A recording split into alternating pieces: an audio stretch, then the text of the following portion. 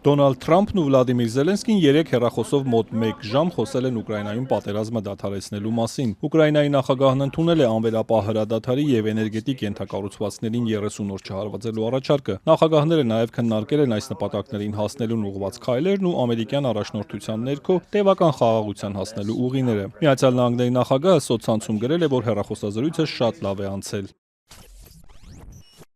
Քննարկման մեծ մասը հիմնված էր նախագահ Պուտինի հետ նախօրեին տեղի ունեցած հեռախոսազանգի վրա, որպեսզի համաձայնեցվեն Ռուսաստանի եւ Ուկրաինայի պահանջներն ու կարիքները։ Մենք ճիշտ ուղու վրա ենք։ Ավելի ուշ պետքարտուղար Մարկո Ռուբիոն եւ ԱՄՆ նախագահի ազգային անվտանգության հարցերով խորհրդական Մայք Ուոլցը հայտարարել են, որ առաջնորդները ֆանտաստիկ զրույց են ունեցել եւ պայմանավորվել են շարունակել աշխատել պատերազմին վերջ դնելու համար։ Նաեւ համաձայնել, որ Թրամփի առաջնորդությամբ հնարավոր է հասնել կայուն խաղաղության։ Պետքարտուղարության հրապարակած հայտարարությունում նշվում է, որ ղեկավարները համաձայնության են եկել էներգետիկ ենթակառուցվածքների վրա հարձակումները դադարեցնելու շուրջ։ Զելենսկին նաև վերահաստատել է պատրաստակամությունը լիակատար հրադադարի հարցում։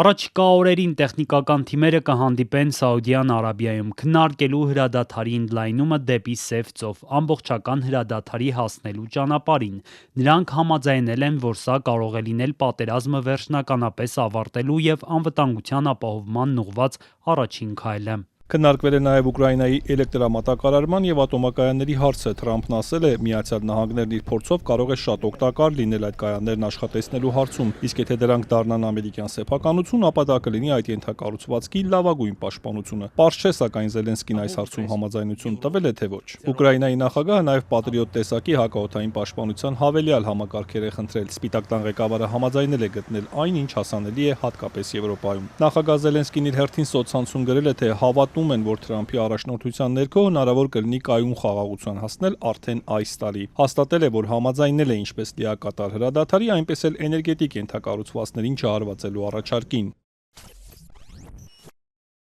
Ուկրաինան հաստատեց, որ մենք պատրաստ ենք իրագործել այն։ Մեր թիմերն այս քայլը քննարկել են Ջիդդայում։ Ամերիկյան կողմը նաև առաջնագծում անվերապահ զինադադարի առաջարկ է արել։ Ուկրաինան ընդունել է նաև այս առաջարկը։ Հրադադարի շուրջ ընթացող բանակցությունների ֆոնին Եվրամիության երկրները խոստանում են շարունակել ռազմական աջակցությունը դաշինքի առաջնորդներն այսօր եւ վաղը կհանդիպեն Բրյուսելում եւ ակնկալվում է, որ կվերահաստատեն մոտեցումը, որ Ուկրաինան պետք է լինի ուժեղ, որպեսզի ուժի դիրքերից բանակցի։ Հանդիպումն ամփոփող հայտարարության նախագծում, որը հայտնվել է Ազատության տրամադրության տակ, նաև ասվում է, որ դաշինքը շարունակում է հավատալին մնալ Ուկրաինային եւ նրա ժողովրդին հետագայում համապարփակ աջակցություն ցուցաբերելու հանձնառությանը, որպեսզի այն կարողանա պաշտպանվել ռուսական ագրեսիայի դեմ։ Զելենսկին նույնպես կմասնակցի հանդիպմանը եւ հանդես կգա ելույթով։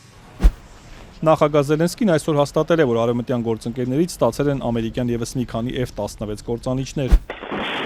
Այս ընթացքում Ռուսաստանն ու Ուկրաինան շարունակել են հարվածել միմյանց ուկրաինական անօդաչուի հարվածից ռուսական Էնգելսում գտնվող նավթի բազայում հրդեհ է բռնկվել։ Ռուսական անօդաչուների հարվածից ուկրաինական Կիրովոգրադի շրջանում 8 մարդ է տուժել, 1 մարդ սպանվել է Դոնեցկում։ Անօդաչուներով հարձակման է ենթարկվել ուկրաինական Կրոպիվնիցկի քաղաքը, որն ըստ տեղական իշխանությունների ամենազանգվածային հարձակումն է քաղաքի վրա պատերազմի սկսվելուց ի վեր։